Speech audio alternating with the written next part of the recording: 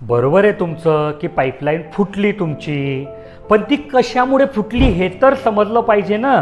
की बाबा तिथे पाण्याचं प्रेशर वाढलं म्हणून ती फुटली, का तिथे व्हॅक्यूम तयार झाली म्हणजे बाहेरच्या हवेच्या दाबापेक्षा पाईपलाईनमध्ये हवेचा दाब कमी झाला म्हणून फुटली.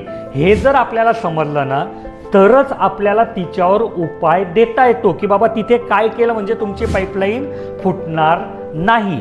तर हे ओळखण्याचं इतकं सोपं साधं तंत्रज्ञान आहे की तुमची पाईपलाईन जर चिमटली गेली तर ती व्हॅक्यूममुळे फुटली म्हणजे तिथे पाईपामधला हवेचा दाब हा वातावरणापेक्षा हवेच्या दाबापेक्षा कमी होता म्हणून ती चिमुकली गेली तर ती त्याच्यामुळे फुटली.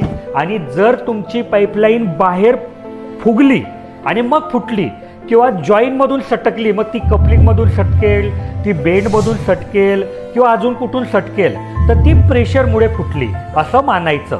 आणि एक वेळा हे जर ठरलं तर तिच्यावर उपाय काय हे आपल्याला करणं सोपं जातं. जर तुम्हालाही असाच प्रश्न पडत असेल की बाबा पाईपलाईन फुटते तर तिच्यावर उपाय काय ते सांगा, तर मला कमेंटमध्ये जर जास्तीत जास्त उपाय हा विषय आला, उपाय ही कमेंट आली, तर मी लवकरच या दोघी प्रॉब्लेमवर पण काय सोल्युशन असतं सांगणार आहे.